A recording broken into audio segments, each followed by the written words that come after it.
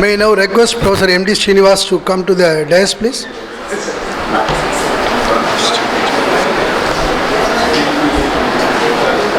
Professor M.D. Srinivas is with us today. Sir.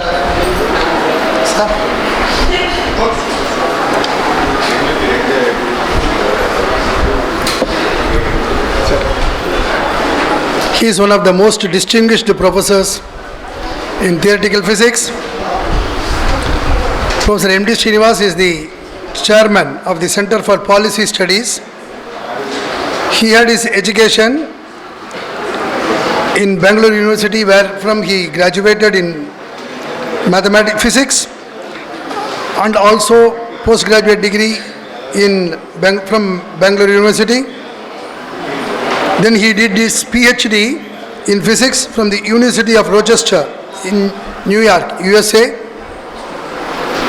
Then he had been working in the Department of Theoretical Physics, University of Madras from 1976 till 1996, as for 20 years as lecturer, reader and professor.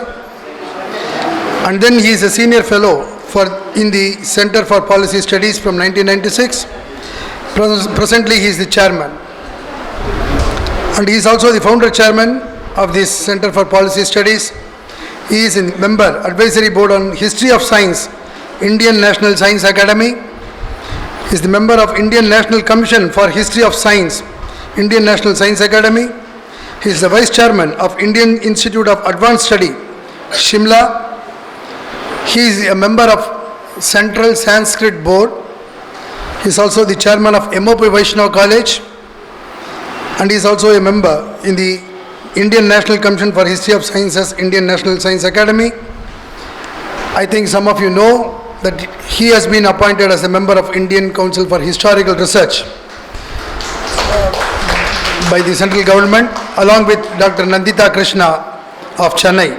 Both are very distinguished scholars in their fields, and with their presence in Indian Council of Historical Research, we hope true history of India will be reflected in the years to come. He has written many books on theoretical physics as well as astronomy, Indian astronomy, and he has bagged so many awards and is a member of so many prestigious institutions.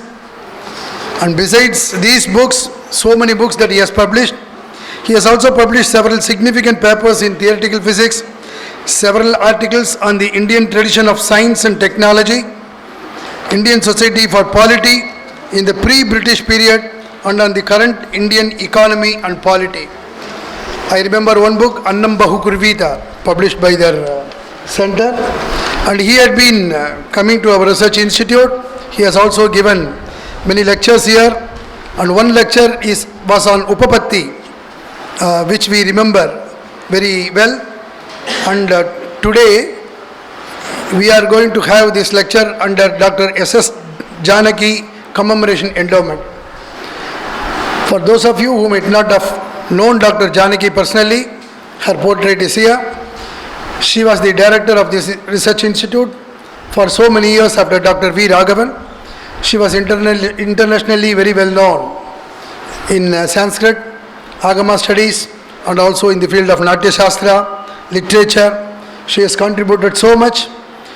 After Professor Raghavan's demise in 1979, she was the one who brought up this institute to this present level till her unfortunate death in the year 1999. And in her memory, her family members, as well as some of us who worked under her, who studied under her, had instituted an endowment. And so this lecture by Professor M.D. Srinivas will be under Dr. Janaki Commemoration Endowment, and Professor Srinivas would be talking to us on Indian Mathematics and Astronomy, a historical overview. I am sure all of us would be benefited by his knowledge, and he is an encyclopedia as far as the subject is concerned, and I think he would have some more time for interaction with the participants. So now I request Professor M.D. Srinivas to give this Dr. Janaki Memorial Commemoration Endowment Lecture. Professor Srinivas, please. Namaskar. Thank you, Dr. Balasubramanian. Respected elders, Professor Rangachari, Mr. Krishnamurti, it's a great honor to speak in this colloquium or workshop, and it's even a greater honor to give this endowment lecture on Professor Janaki. I had the pleasure of hearing her more than 25 years ago in this auditorium on Indian dramaturgy. So quickly let's get into the subject. I have taken a challenging task to give some kind of an overview of development of mathematics and astronomy in India. It's not going to be simple. Some pointer or something will be there. Some stick. And if I can not use this, then I'll be able to. Am I audible there? Sure. This is the first statement. Oh, I see. Thank you. So this is the first slide? Yes. Okay. So we will be talking about Jyotish Shastra and Ganita development in India. So according to Indian tradition, one of the oldest texts is Vedanta Jyotisha. It first of all praises Jyotisha, saying that it's at the head of all sciences, all the Vedangas. But more important is the second quotation from Vedanta Jyotisha, which is saying that it is a Kala Vidhana Shastra, that it is the science of determination of time. Next. So this is a common definition of astronomy in India. As in, common definition of astronomy in India, that it is the science of determination of time. I am quoting a text of 1150, this is Bhaskaracharya's Siddhanta Shiromani. Again, in the beginning of the text itself, Shastrat Asmat Kala Bodho Yatasya. So from this science of astronomy, we are able to understand time. So the commentator, Bhaskara himself has written a commentary on Siddhartha Shiromani called Vasana Bhashya. On that Vasana Bhashya, about 400 years later, one Nrisimha Daivagnya wrote a commentary called Vasana Vartika. So in that Vasana Vartika, Nrisimha Daivagnya explains, Kala Shabdopi Vigadi Upalakshanattaha, that by the word time is included also the words direction in space. So the science of astronomy is essentially the science of determination of time, location and direction. Of course, if you look at the modern textbook of astronomy, you will not find that definition. You will say it is science of understanding the nature and motion of celestial bodies. But how do you determine time, direction and location? That is by observing the motion of the celestial body. So again let's go back to the Vedanga Jyotisha of Lagadha. Jyotisham Ayanam Kritsnam Yajna Kalartha Siddhaye. To understand the time, we should know the ayana, the movement of Jyotisha, celestial bodies. So we need to understand the motion of celestial bodies in order to determine direction, our own location and time, and that is the purpose of astronomy. So actually astronomy is the science of motion of celestial bodies, but that is with the purpose to be able to determine time here, location here and direction here right on the earth. Next. Okay, about Ganita. How did Indians define it or understand it? We'll come to the definition later. Here is a long quotation from a 9th century text of Mahaviracharya. This book called Ganita Sara Sangraha. Go to the next. So basically Mahaviracharya is saying all activity that we perform is subsumed by numeration, measurement, numbers, so calculation. So there is no activity in the world where numbers and calculation is not involved. So all activities are vyapta, they are pervaded by Ganita. So that is the understanding of Mahaviracharya. Next one. So I keep talking at length. In all the three birds involving moving and non-moving entities, there is nothing that can be without the science of calculation. Ganita. Next. So Indians understood mathematics, first of all, as the servant of all sciences, not as the queen of all sciences. That it occurs in all practical situations. But they also understood mathematics as eminently a science of calculation or computation. So it is a definition from Ganesha Devagya, the 16th century commentator of Leela, that Ganyate Sankhyayate Tad Ganitam. So computation is the purpose of Ganita, and the Ganana itself means calculation. And interestingly, the word that all of us would be aware, the word called algorithm. Algorithm means a systematic procedure for calculation. And this word goes back to the name of a Central Asian mathematician called Al-Khwarizmi. And this Al-Khwarizmi wrote a book in 825 on what? On the Indian methods of calculation. The book was called Hisab al-Hindi. Hindi is Hindustan, Hisab is calculation. The original of this text is not available. The Latin version, which was translated by, I think, Adelaide Bath in 12th century, is available. So it is through that book that Europeans came to know Indian methods of calculation, and so they kept on saying Dixit Al-Khwarizmi. This is what Al-Khwarizmi is saying. And so the Indian methods of calculation were called algorithm, as opposed to the way they were calculating. They were calculating with what was called the abacus. So they were abacis and algorithms in Europe, and calculating with abacus was very complicated. Calculated by Indian means of calculation was very simple, and this was systematic. There was a systematic procedure for calculating anything, and that's how the word algorithm came about. And essentially, Indian mathematics is an algorithmic approach to calculation. That is what is the soul of Indian mathematics. Next one. One of the very old rules, there is a book of Bhaskara, it's a commentary on Aryabhatiya. He is citing a much older rule. He is saying, there is an older rule for squaring a number. We know squaring a number very simple. If you have n digits, the same n digit number is multiplied, you have to do n squared multiplication. But the oldest rule for squaring in India, you don't do n squared multiplication, but you do something less. You do n squared minus n by 2. Why is it so? Because you use the fact that in a plus b whole square, your a square, b square, you have 2ab. ab and ba are the same. You don't need to multiply them twice. So the rule incorporates that algebraic principle right at the definition of how to multiply a number by itself. So, by describing a method of calculation, in the oldest of our books, we are giving the most optimal method of calculation. And this is what is special about Indians' way of doing mathematics. Next. So now we will start going through systematically.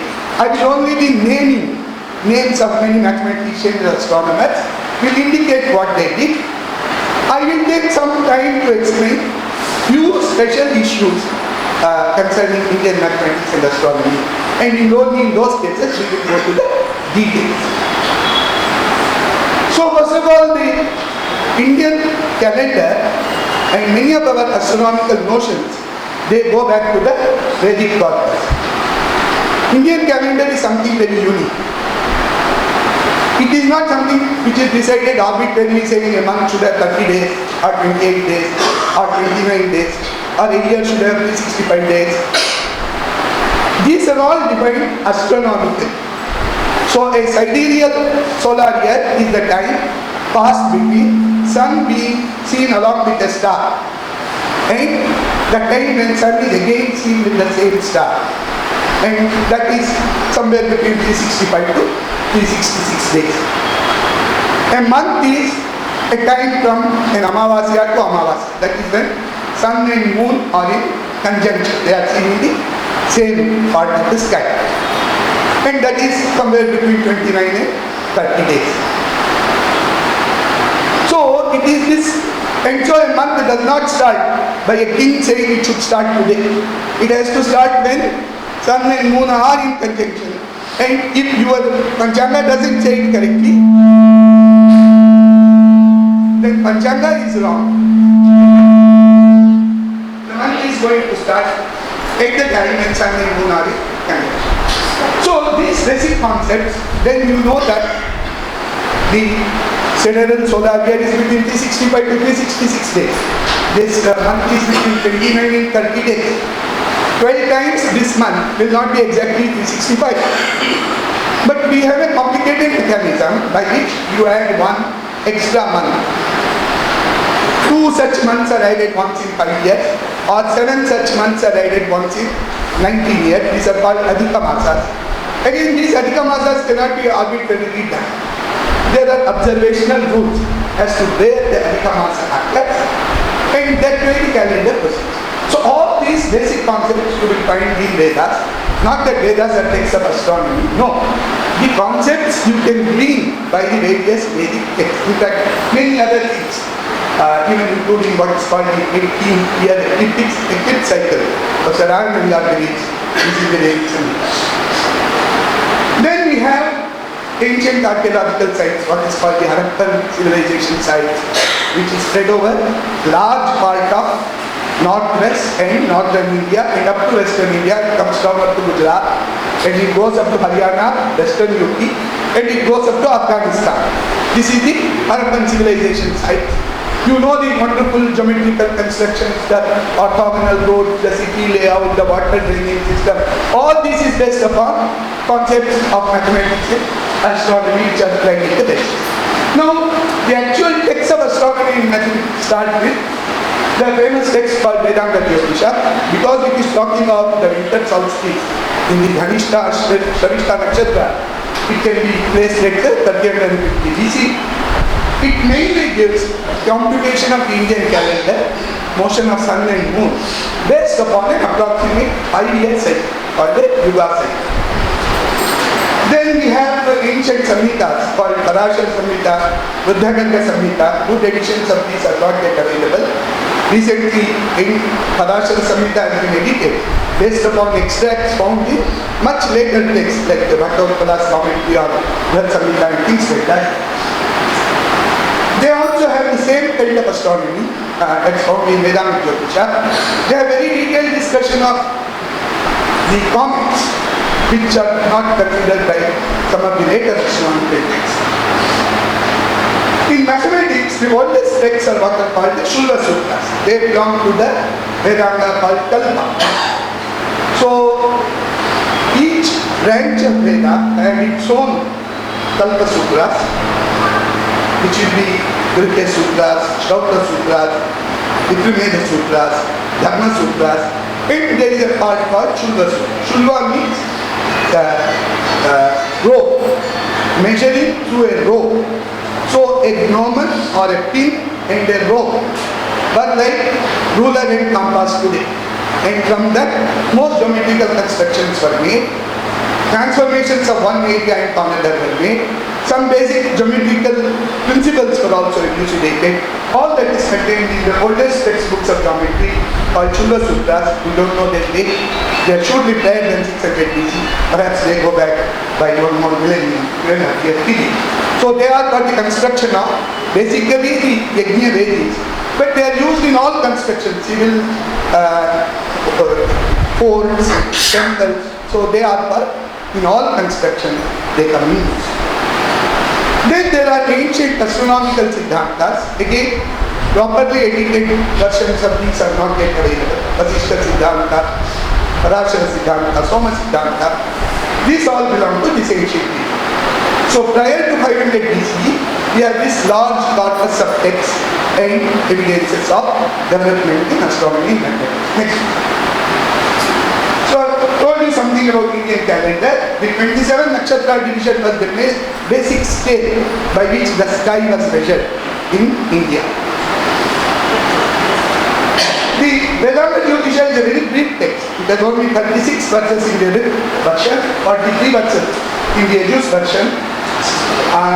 It tells you how to calculate the Tithi and Nakshatra for any day for a period of 5 years, starting from a winter solstice in Dhanishta Nakshatra. Sun being in Dhanishta at the time of winter solstice. You know what is winter solstice? When did it occur just now? Listen.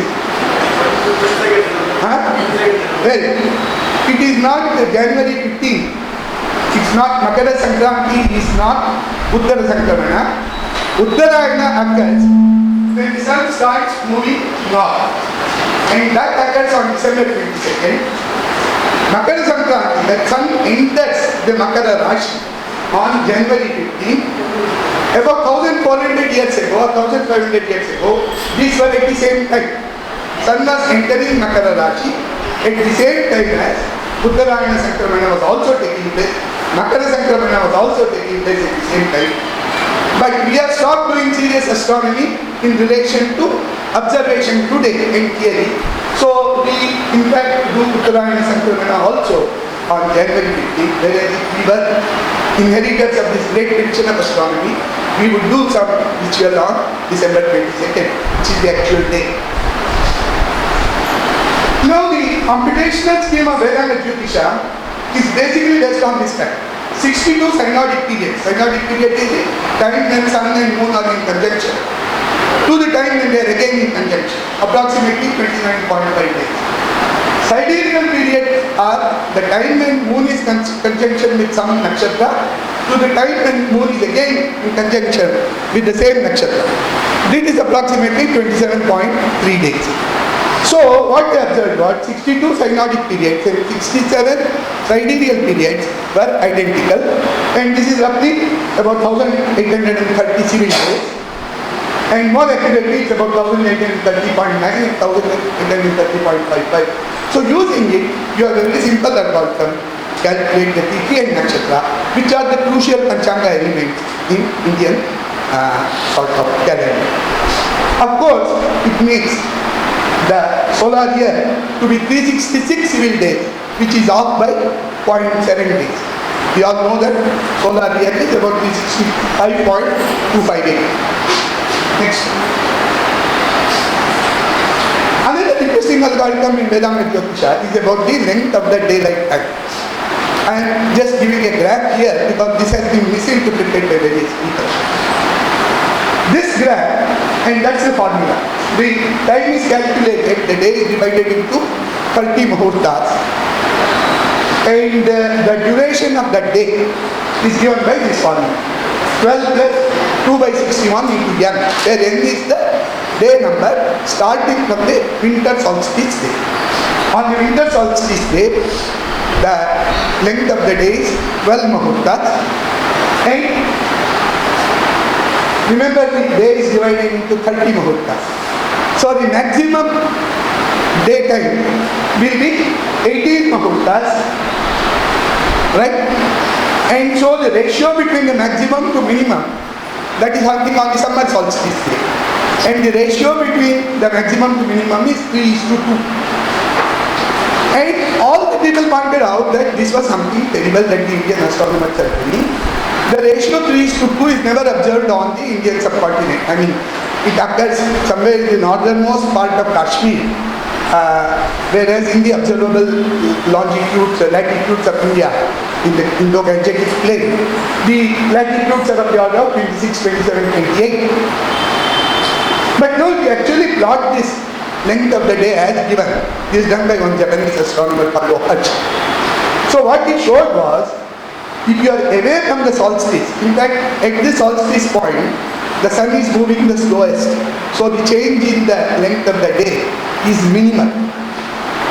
The sun turns around from northward motion to southward motion, or from southward motion to northward motion at the ayana, at the solstice. And therefore its daily motion is the least. So what is crucial is the movement around the Vishwats, around the equinoxes, and you can see that for about 60 of the days, of the 90 days, this formula fits perfectly in the North Indian latitudes. And that's how Indians use this formula. It was not for this 3:2 ratio, which of course is not the ratio of the longest day to shortest day. This graph is in hours, whereas the formula is in Muhurta. Remember that, then you will know. And this graph is starting from solar longitude, is starting from equinox. Okay, let's go to the next. Now I come to the mathematics text of the ancient period, the Bijaganita Sulba Sutra. Just a summary of what it has: units of measurement, marking directions, construction of a square of a given side, construction of a rectangle or a trapezium of given size, finding out the value of square root of 2 times a given length. Of course, that can be very easily done. If you have a length, you make a square of that size. The diagonal will have a length which is equal to square root of 2 times that given length. And then it has the statement of what we today call as the Pythagoras theorem. Our current Minister for Science and Technology got into great trouble by declaring that Indians had discovered Pythagoras theorem. And in fact, in this science congress, he went out of the way to declare, I am not going to say anything about ancient India, you people are at my neck. So, of course, Indians did not discover Pythagoras theorem, that the sum of the square of the side of the right angle triangle to the base of the right angle triangle is the square of the hypotenuse, because the idea of a right angle triangle is alien. The idea of an angle itself is alien to Indian mathematics. What they said was that in a rectangle, the sum of the squares of the two sides is equal to the square of the diagonal.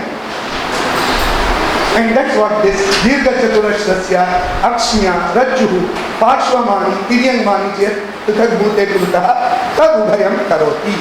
The area created by the two sides of a rectangle is equal to the area created by the diagonal. This is the most general statement in mathematics that has ever occurred in any world literature, because these Sulba Sutras are much prior to Greek or other mathematics. The Babylonians knew this result, but they only stated it in the form of tables.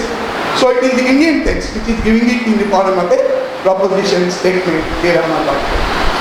Then they constructed an approximate value by which you can convert a circle into a square or square into a circle. As you know, the ratio of the circumference to the diameter pi is an extremely difficult number. It's an irrational number.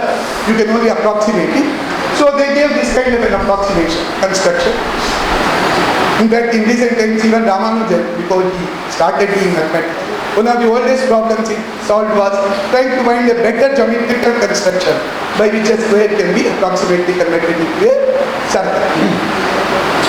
Then they gave an approximate value for square root of 2 by this very interesting formula. 1 plus 1 by 3 plus 1 by 3 into 4 minus 1 over 3 into 4 into 34. And by stating it, they said this is an approximate formula. So this is the sophistication of the mathematical understanding in Sulba Sutras. Next one. There is another Sulba Sutra, Katyayana. He is giving a very general problem. Given a square of side A, how to construct a side NA, where n can be any number. So this idea that any number is already there in Sulba Sutra. Yavat Pramana, in that the notion of a variable or an unknown quantity is already there. And the construction is, you take A is the given side, you take a base equal to n minus 1 A, and you construct an isosceles triangle with n plus 1 A by 2 as the two sides. Then the perpendicular will have n A square. The square of the perpendicular will have an area n times the square on A. So it was such complicated, interrelated problems between algebra and geometry. This is something which can be called geometric algebra or algebraic geometry. Not the algebraic geometry our mathematicians do today. The combination of the two in a very beautiful way you can find in Sulba Sutra. Next. Now we come to what is called the classical period of Indian mathematics. So it will stretches continuously from 1200 BC to about 1250. Now the first half of it. So first is that by then Panini's great Ashtadhyayi has been written, and it has very great influence on all Indian sciences, including mathematics. Around 300 BC, the Chandas Sutra of Pigala is written, And in the last chapter of that, Pingala deals with binary mathematics because all Chandas is based upon the short syllable and the long syllable, Laghu and Guru. You start doing mathematics with it, you will get all kinds of binary mathematics. Yes, a very beautiful algorithm for taking a number to the power n. He has an algorithm for converting a number into binary and converting it back from binary to a given number. He computes binomial coefficients. So there are all kinds of interesting mathematics which occur in Chanda Shastra, science of prosody. And it continues in the tradition of prosody, this kind of mathematics, combinatorial mathematics. And it goes into music also, later architecture. Then we have the Bauddha and Jaina texts which have astronomy roughly of the type of Vedanta Jyotish. And most crucial thing is this zero and the decimal place value system arise in this period. We don't know who was the originator. The perfect form you see by the time of Aryabhata's Aryabhatiya in 499 CE. We will see what are the evidences prior to that. Then in astronomy they are very interesting. The Vakya system starts right there. They are what are called the Chandra Vakyas of Pararuchi, which belong to this period. There are various astronomical Siddhantas, some of which can be dated. There is the Patiganita Siddhanta of Vishnu Dharmottara Purana, which is about whose epoch is around 400 AD. But the most crucial text of classical period is Aryabhatiya. It's written by Aryabhata. He is born in 476 and he writes this book in his 23rd year. He writes this in 499. This is a book which has only 121 verses and it covers whole of astronomy and mathematics that are not only known to Indians, almost known to everybody at that time in the world in these 121 verses. Obviously it will be in it's not in the sutra style, it is in the karika style, in verses style. Actually all of the verses are in the Arya meter. So that's why it's called Arya Ashtakashati. That is 108 verses which give mathematics and astronomy. There is a Gitika, Dashak Gitika, which is in the Gitika meter, the 13 verses which give the mathematical parameters and sign table which are essential for astronomy. And so by the end of Aryabhatiya, Indians knew almost all the arithmetic, algebra, geometry, trigonometry that we teach in school today. As Professor Sriram said, whatever you learn in school is Indian mathematics. You don't learn it through Indian text, you don't know the Indian text which had contributed to, and you don't learn it in the method in which the Indians learn.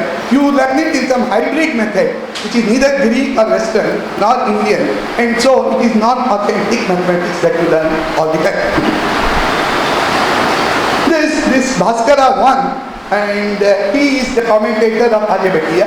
We wouldn't have understood Aryabhatiya without Aryabhatiya Bhashya. He writes two other texts, Mahabhaskarya, Laghu Bhaskarya. Aryabhata is in Pataliputra, Kusumapura. Bhaskara 130 years later, he is in Latadesh, he is in Gujarat. So this is the pervasive influence of science in the entire Indian subcontinent. That he is writing a commentary on a work that is written. So it is like today we are writing footnotes to papers published in America. So it's a global Indian science that is going around at that time. In between there is Varahamihira. He writes on all the three skandhas of Jyotish. The Jyotish Shastra is supposed to have three skandhas. There is a Ganita skandha.